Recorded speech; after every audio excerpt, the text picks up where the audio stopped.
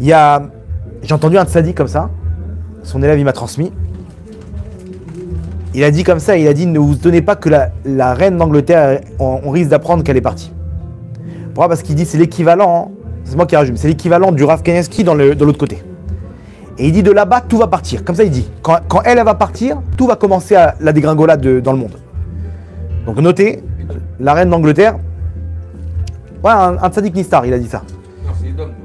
Voilà, ça représente Edom, tout le nouvel ordre mondial, etc. C'est elle la tête spirituelle, quoi.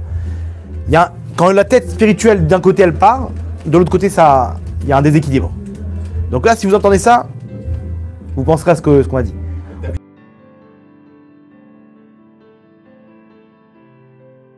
Avant de commencer le cours, j'aimerais vous raconter l'histoire d'un rave qui m'a raconté ce qui s'est passé à Shavuot. À Shavuot, j'ai eu l'occasion de prier avec un grand rave, un grand tzaddik. Il n'est pas grand, il n'est pas connu, etc. Mais on va dire qu'il est lié à la Géoula. Et il a des petits trucs sympathiques. On lui montre des messages d'en haut et des fois, j'essaie de gratter. Et je le vois après la tfila, hyper heureux. Je le vois limite en train de danser, quoi. Il est là, il est porté. Il est porté comme si il a appris une nouvelle incroyable. Et je me suis dit, bon, à la fin, je vais faire un petit détour, je vais le raccompagner, mais je vais essayer de tirer des infos. Et je l'attrape après la tfila, j'ai dit, Vodarav, Makara, qu'est-ce qui s'est passé?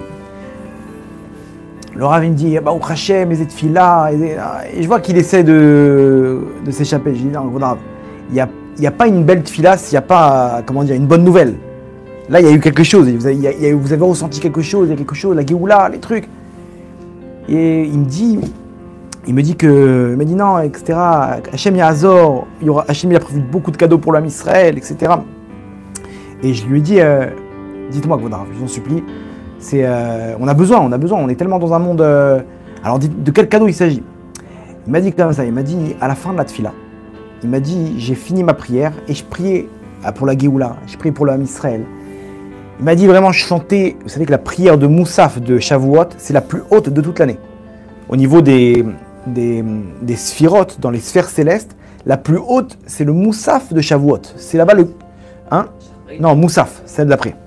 La deuxième du matin, c'est le Keter, c'est la couronne, c'est la plus haute prière de toute l'année. Pas la plus forte, mais celle qui atteint dans les mondes d'en haut, l'endroit le plus haut. Ça atteint la Keter. Keter, c'est la couronne, c'est très haut. C'est pour ça que David Améler, il est lié à Shavuot, parce que là-bas, il y a un sens avec la couronne. Et il me dit, je priais, etc. Il m'a dit, d'un coup, je vois une image. Vous savez, quand vous fermez les yeux, des fois, il y a des images qui sautent comme ça. Il dit, je vois une image d'une croix, une croix chrétienne, ok, la croix.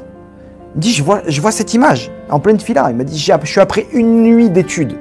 Une nuit de Torah, de tfilot, avec la simcha, avec les kavanot, avec le cœur, avec tout. Et d'un coup, je vois ça, j'étais gêné.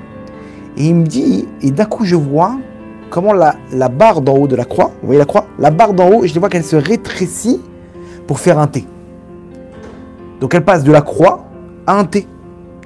Et il me dit, et on me donne le message d'en haut, que la couronne qui est en galoute, qui est en exil chez Edom, qui est l'Occident, qui est la chrétienté, qui est tout ce monde occidental, tout ce monde que c'est eux pour l'instant qui ont récupéré la royauté depuis la destruction du deuxième Beth Amikdash. La couronne d'Hachem, la malchoute d'Hachem, la royauté d'Hachem, elle est en exil de l'autre côté. Et il dit, je vois comment cette croix, elle se transforme en T. Qu'est-ce que ça représente le T? Le T, c'est hyper intéressant parce que le T, ça représente vous savez, la ponctuation. Dans les lettres en hébreu, elle est en bas. C'est des points qu'on met en bas. Donc il y a 1 point, 2 points, 3. Et il y a le kamatz. Le kamatz, c'est un T. C'est un T comme ça. Ok? Mais il faut savoir que les sphirotes, les sphères célestes, c'est des noms d'Hachem avec une ponctuation. La même ponctuation.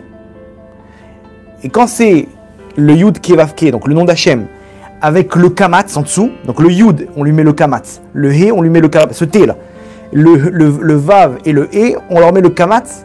Ça représente la lumière qui émane de ce nom d'Hachem, qui est le nom d'Hachem, Yud Kevavke. Mais quand on voit la ponctuation, on peut savoir de quelle sphère elle vient cette lumière. Et devinez de quelle sphère ça vient le kamatz. C'est ce T, c'est la sphère de Keter, de la couronne. Donc en fait, la croix qui se transforme en T, ça représente l'endroit dans la Gdusha, dans le Ham Israël qui représente la couronne, c'est cette ponctuation avec le T. Et il me dit, quand je vois la croix comme ça, baisser la barre et devenir ce kamatz, j'ai compris, on me donne le message d'en haut que la couronne, elle passe dans le Ham Israël. Et il m'a dit, après, je vois le nom d'Hachem au-dessus, en feu comme ça, j'ai compris qu'Akadosh Baruch Hu, il avait fait un changement dans les mondes d'en haut, qui fait passer la couronne qui était en exil dans les peuples du monde, des peuples du monde jusqu'à le Ham Israël, jusqu'à la Gdusha. Et c'est pour ça qu'il était heureux. Il me dit, c'est-à-dire que maintenant, il me dit, ça y est, on y est.